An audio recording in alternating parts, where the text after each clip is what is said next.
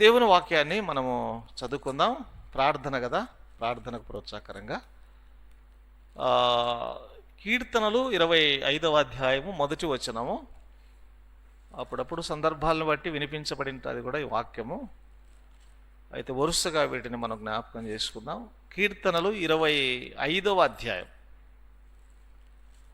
మొదటి వచనాన్ని నేను చదువుతాను, తర్వాత సహోదరులు చదివి వినిపించవచ్చు. 25వ అధ్యాయం మొదటి వచనం. యెహోవా నీ దిక్కునకు చూచి నా ఆత్మను ఎత్తుకొనుచున్నాను. నా దేవా నీ యందు నమ్మిక ఉంచున్నాను, నన్ను సిగ్గుపడనీయకుము.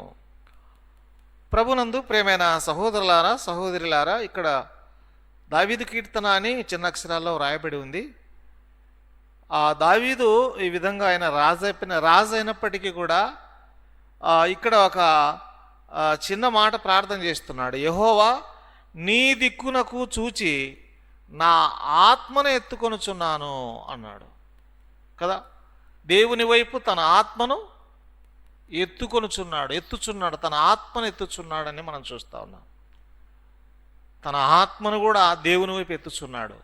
ఇంకా చూడండి, విలాప వాక్యములు 3వ అధ్యాయము 41వ వచనం. ఇర్మియా గ్రంథం తర్వాత ఉంటుంది విలాప వాక్యాలు 3:41. 3:41 విలాప వాక్యములు 3వ అధ్యాయము 41వ వచనం. ఆకాశమందున్న దేవుని తట్టు మన హృదయమును మన చేతులను ఎత్తుకుందాము అని రాయబడేది.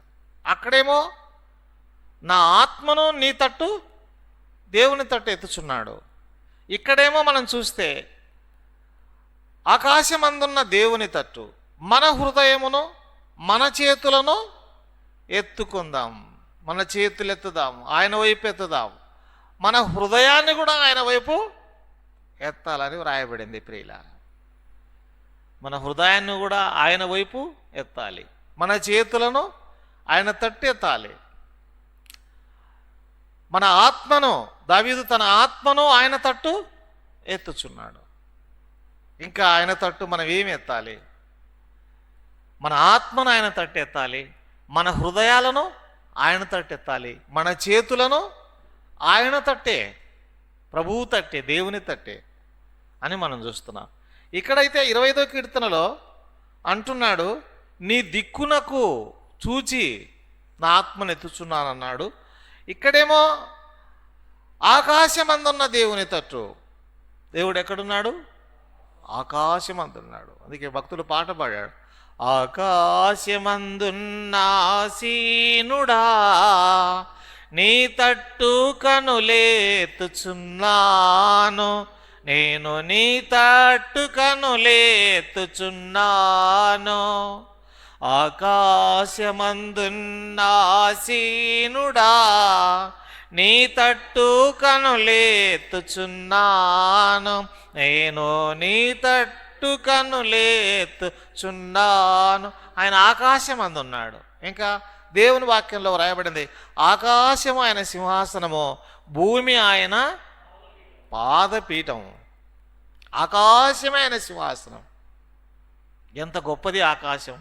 ఎంత ఎంత వైశాల్యవంతమైనది! భూమి ఎంత గొప్పది, ఎంత వైశాల్యమైనటువంటిది! భూమి ఆయన పాదపీఠం, ఆకాశము ఆయన సింహాసనం. ఓహో, దేవుడు ఎంత గొప్పవాడు ప్రియులారా! ఎంత ఔన్నత్యం గలవాడు, ఎంత మహోన్నతుడు, ఎంత మహాగణుడు, ఎంత అద్భుతకరుడు, ఎంత ఆశ్చర్యకరుడు! అంత ఆకాశమంతా ఆయన సింహాసనం ఉన్నటువంటి ఆయన ఈ స్వల్పమైన ఈ మానవుల కొరకై ఎంత ప్రేమ, ఎంత జాలి, ఎంత దయ, ఎంత కనికరము కదా. మామూలు మనం ఉండాం, మనము కొంత మటుకు ఇంత హైటు, ఇంత వెయిట్ ఉంటాం. చీమలు కదా చాలా చిన్నవి. మనము చీమలు చూస్తే లెక్క పెడతామా? కాలి కింద పడి ఎన్ని చచ్చిపోతానే కూడా లెక్క పెట్టాం. కానీ దేవుడు చూడండి, అంత గొప్పవాడైనటువంటి ఈ చీమల కంటే ఆయన ఎదుట, మామూలుగా మనము చీమల కంటే చిన్నవాళ్ళమే కదా. ఆకాశం ఆయన సింహాసనం అంటే ఆయన ఎదుట మనం ఎంత? చీమల కంటే స్వల్పమైనవి. అందుకే భక్తులు అన్నాడు, ధూళి లాంటి వారము, దుమ్ము లాంటి వారం. అటువంటి మనలను ఆయన జ్ఞాపకం చేసుకున్నాడంటే ప్రియులారా, నిజంగా ఎంత ప్రేమ, ఎంత దయ, ఆయనకు ఎంత కనికరము చూడండి. కాబట్టి ఆయన ఆకాశమందున్న దేవుని తట్టు మన హృదయమును, మన చేతులను ఎత్తుకుందాం అని మాటను చూస్తూ ఉన్నాం. ఇంకా చూడండి 143వ కీర్తన, 143వ కీర్తన 6వ వచనం, 143వ కీర్తన 6వ వచనం. నీ తట్టు నా చేతులు చాపుచున్నాను, ఎండిపోయిన భూమి వలె నా ప్రాణము నీ కొరకు ఆశపడుచున్నది. 8వ వచనం కూడా చూడండి, నీ యందు నేను నమ్మిక ఉంచున్నాను, ఉదయమున నీ కృపావార్తను నాకు వినిపింపుము, నీ వైపు నా మనస్సు నేను ఎత్తుకొనుచున్నాను అన్నాడు. నీ వైపు నా మనస్సును ఎత్తుకొనుచున్నాను అన్నాడు. అక్కడేమో నా చేతులు ఎత్తుతున్నాను, ఇక్కడేమో హృదయము, విలాపవాక్యములు 3:41లో హృదయమును చేతులను ఎత్తుచున్నాను అన్నాడు. 25వ కీర్తనలో నా ఆత్మను నీ వైపు ఎత్తుచున్నాను అన్నాడు. ఇక్కడేమో చూస్తున్నట్లయితే నా మనస్సును నీ వైపు ఎత్తుచున్నాను అన్నాడు. ప్రియులారా, దేవుని వైపు మనము నిజంగా ఎత్తి పట్టుకోవాలి. మన హృదయాలను, మన చేతులను, మన ఆత్మను, ఇక్కడ మన మనస్సును ఆయన తట్టు ఎత్తి పట్టుకోవాలా. ప్రార్థనలో ఇవన్నీ మనం ఆయన మనస్సు, ఆయన వైపు మనం ఎత్తి పట్టుకోవాలా. ఇంకా చూడండి, ఇదే 86వ కీర్తన 4-5 వచనాలు చూడండి.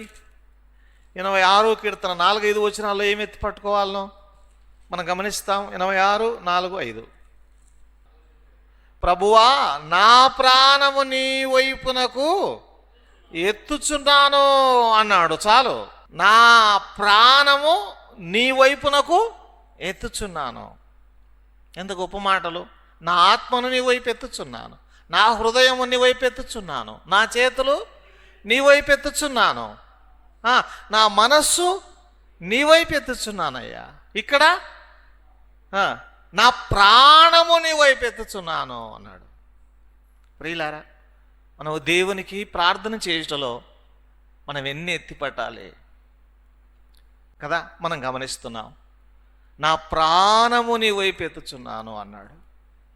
అలాగూ మన ఆత్మను, మన హృదయమును, మన చేతులను, మన మనస్సును, మన ప్రాణాన్ని దేవుని వైపు ఎత్తి ఎత్తి ఎత్తి ప్రార్థన చేసినట్లయితే దేవుడు కూడా మనల్ని ఎత్తి పట్టుకుంటాడు. కీర్తన 113:5-6 చూడండి. 113:5-6. ఉన్నతమందు ఆసీనుడైన మన దేవుడైన యెహోవాను పోలి ఉన్నవాడెవడు? ఆయన భూమి ఆకాశములను వంగి చూడని అనుగ్రహించున్నాడు.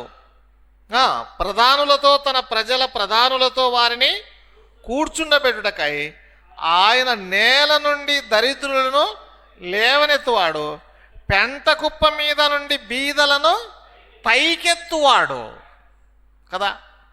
మనమైతే మన ఆత్మను, మన హృదయమును, మన చేతులను, మన మనస్సును, మన ప్రాణాన్ని ఆయన వైపు మనం ఎత్తి ప్రార్థన చేస్తే ఆయన ఏం చేస్తాడంట? నేల నుండి దరిద్రులను లేవనెత్తుతాడు, పెంట కుప్ప మీద నుండి బీదలను పైకెత్తుతాడు. ఆయన పైకెత్తుతాడు ప్రియులారా. ఆయన కింద పడగొట్టేవాడు కాదు, లేదా ఆయన తోసేవాడు కాదు కదా, లేదా పడగొట్టేవాడు కాదు. ఆయన పైకి లేవనెత్తుతాడు. అండ్ అదే ఎక్కడ అన్నాడు? పెంట కుప్ప మీద నుండి బీదలను పైకెత్తువాడు. 8వ వచనంలో మొదటి లైన్లో ఆయన నేల నుండి దరిద్రులను లేవనెత్తువాడు, పైకెత్తేవాడు. మనమైతే ఏం చేయాలి?